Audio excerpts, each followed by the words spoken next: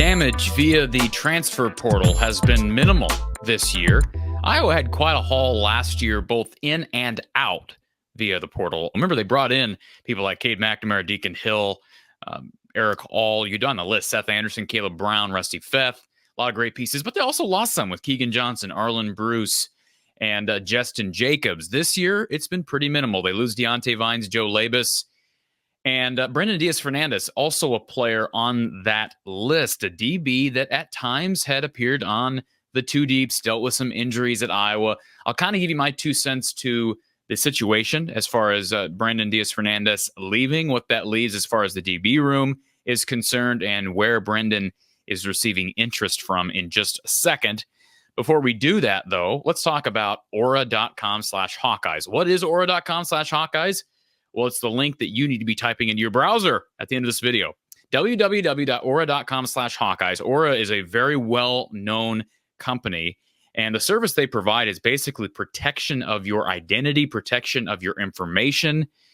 There's always companies and systems trying to steal your information. You can read all about their many benefits at aura.com, but make sure you use that /Hawkeyes. You're going to type in all your information so that Aura knows who they're protecting, what they're protecting, and then make sure you let them know, hey, I heard a plug for Aura via from the Hawkeye of the Storm. When you sign up for free trials and support our sponsors like Aura through our link and through that /Hawkeyes, you are supporting the work being done here from the Hawkeye of the Storm. Visit aura.com/Hawkeyes and sign up for a completely free trial. So Brenden Deasfernandes is in the portal, and he's already reported offers from several MAC schools, one being Buffalo, former Don Patterson coached school. Of course, Charlie Jones was at Buffalo before transferring to Iowa. Okay, there's my little tangent. Central Michigan also offered Brenden Deasfernandes, according to Brenden, and Western Michigan has offered. So he's getting some decent MAC attention. It seems like a lot of players from Iowa, especially on the defensive side, that don't play, and usually those are DBs. You don't see a ton of guys leaving from the defensive line, although there is one that we'll be talking about probably in the next couple of days that has entered the portal from Iowa and receiving some high major attention.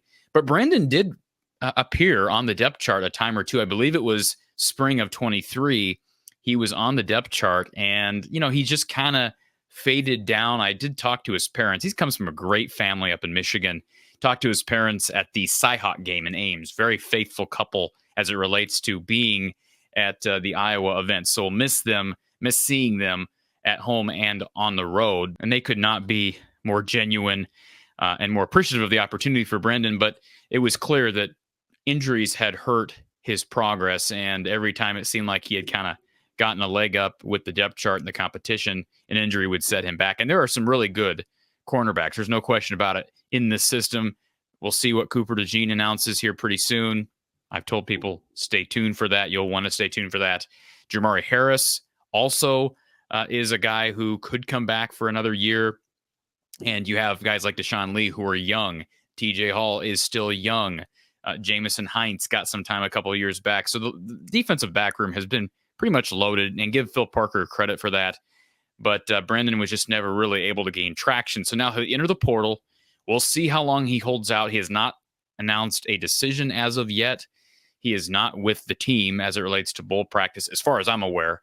The exception was made last year for graduates like Dallas Cradith, who ended up transferring to Kent State, saw minimal action this year. A.J. Lawson's another example of a guy who was on the depth chart was on the roster a year ago. He is still enrolled at Iowa, but not part of the active roster. Reggie Bracey, who transferred to Troy and then got suspended due to some of that gambling stuff. So anyways, my point is Iowa tends to lose a DB or two each year in the transfer portal. No reflection on Phil Parker. Only so many guys are going to play in the system. But these young guys are a critical part of depth. Devin Hilson is likely another person that we'll see filling in some gaps. He did kind of this past year as well at times. And, guys go down quickly, and it seems like often in that defensive backfield. And Phil Parker has not been shy to take a DB out if he's not playing well. They're pretty solid at safety. Sebastian Castro has a decision to make. Will he come back? My reason I bring all this up is guys like Cohen and Tringer now could be thrust into action if Castro leaves. As I said, people like Deshaun Lee, TJ Hall, their roles as reserve guys who could potentially earn starting roles here in a year or two become that much more important. And so we'll see where Brenden goes. I wouldn't be shocked if he goes somewhere and plays. Iowa did like him out of high school. There's a reason why they offered. And I think I would have to say Phil Parker has a say in each and every DB that is offered. I know there's certain recruiters for certain areas of the country, but Phil Parker ain't offering a kid unless he likes him out of high school. And if you look at the offer list for Brenden, very minimal. I mean, that's an indication that Phil Parker kind of felt like he was getting a diamond in the rough. Don't want to blame everything on injuries, but when you have really good players in front of you and you get hit with the injury bug, it's going to hurt your development. But I'm guessing that he can bring a skill set to another MAC school G5 program and play next year.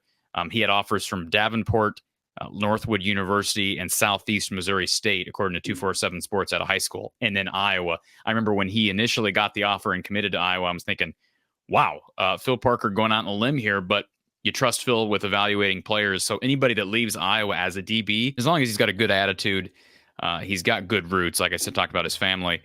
He's going to be just fine somewhere else. So we'll see. Dallas Creedith was another example. He's a 4-star kid who had offers from a lot of high major schools. He didn't work out, went to Kent State, played a little bit. Recruiting is not an exact science, and sometimes guys develop, sometimes injuries set them back, and we never see their full potential. I wish nothing but the best to Brenden Deasfernandes, and we'll see where he ends up.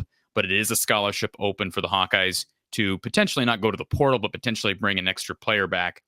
There's 6 guys right now who are making decisions in the process of decision-making as it relates to their extra year, and you couldn't bring all of them back unless you lose some players in the portal. That's just a reality of it. You got scholarship limits. This is the last year of potential COVID returns, if you will, from players that played a free year in 2020. So figured I would just run through. I know Brenden entered the portal here. It's been at least a couple weeks ago. And these are the offers he's reported so far. And wish him all the best. Again, comes from good family and good roots up in the Belleville area in Michigan.